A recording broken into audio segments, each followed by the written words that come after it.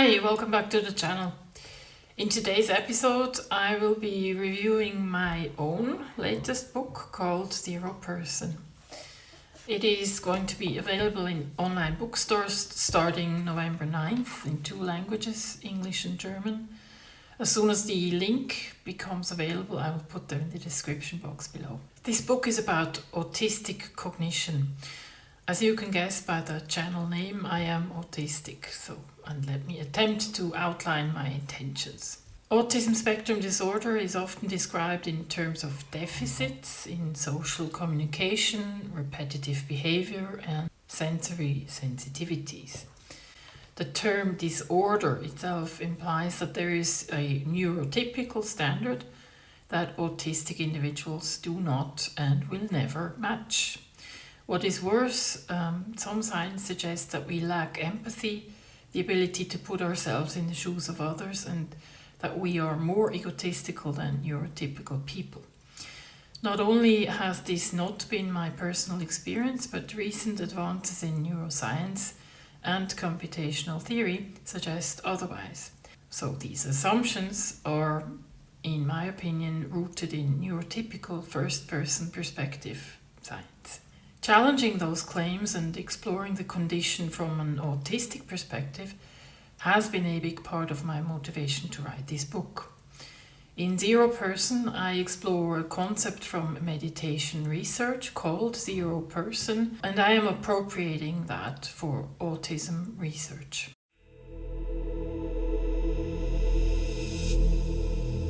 In the book, I argue that autistic individuals process information without a strong focus on self, which differs from neurotypical processing. This type of cognition offers unique cognitive strength, and yes, it also comes with a price. Sensory overload is one, and autistic individuals do approach social communication differently. In the book, I try to offer an explanation why that is so, and rather than framing the symptoms of autism as a deficit that needs to be cured, I propose that we should start researching autism through the lens of zero-person cognition. In my personal view, human beings can, according to their individual makeup and based on their mode of perception, take on several different perspectives. Those range from zero to regular first-person and, in certain cases, third-person perspective. In contrast to the regular first-person or self-referential approach, which is typical for non-autistic or neurotypical people, the zero-person perspective is a mode of thought that is less bound by personal identity and more closely tied to direct sensory engagement, allowing for things like heightened pattern recognition and lateral thinking to emerge. Neurotypical individuals can take on a zero-person perspective temporarily, for instance when they engage in meditation practice. However, I argue that for autistic individuals, the zero-person perspective appears to be the baseline cognitive style rather than something we actively seek or aspire to.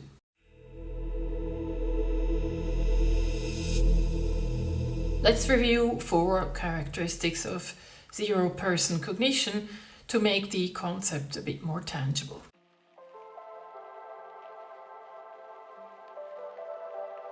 The zero-person perspective is deeply rooted in immediate sensory input, which allows individuals to perceive their surroundings with heightened clarity and precision. This often results in a vivid and detailed experience of the world that feels unmediated by personal or emotional biases.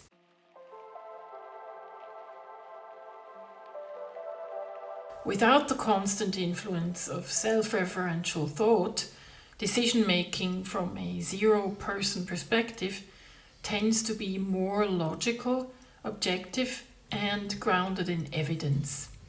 This cognitive style excels in areas that require impartial analysis, such as scientific reasoning, pattern recognition, and systematic thinking.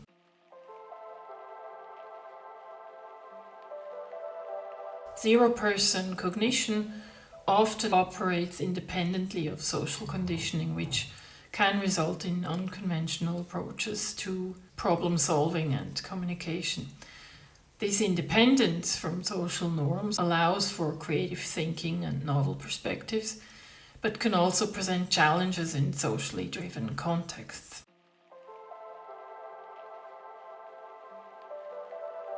The zero-person perspective is inherently present-focused, prioritizing what is happening now over past experiences or for future predictions. This can lead to a more immediate and responsive interaction with the environment, but it may also make long-term planning and self-reflection more complex.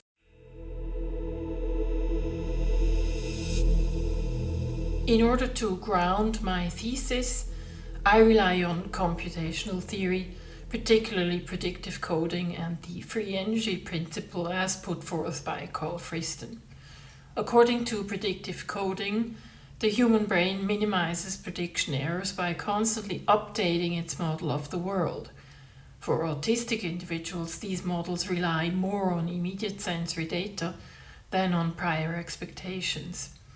This leads to a form of perception that is both more direct and unfiltered. In my book, I use both theoretical frameworks and lived experience to suggest that autism is its own alternative cognitive style that has strengths in areas like logical analysis and attention to sensory detail.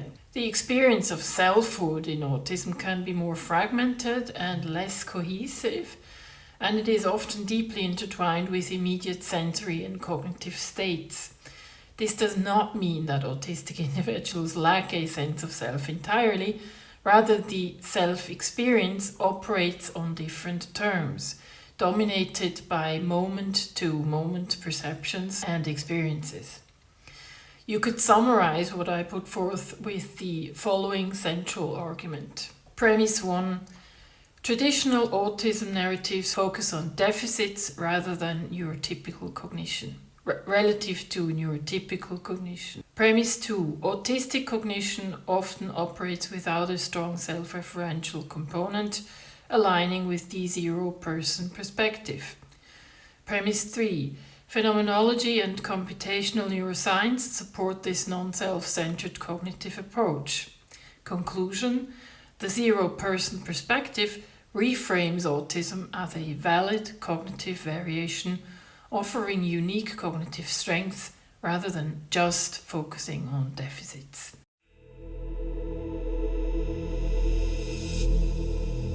I propose the concept of the zero-person perspective as a way to reframe autism, not as disorder, but as a distinct and equally valuable cognitive style compared to the neurotypical experience.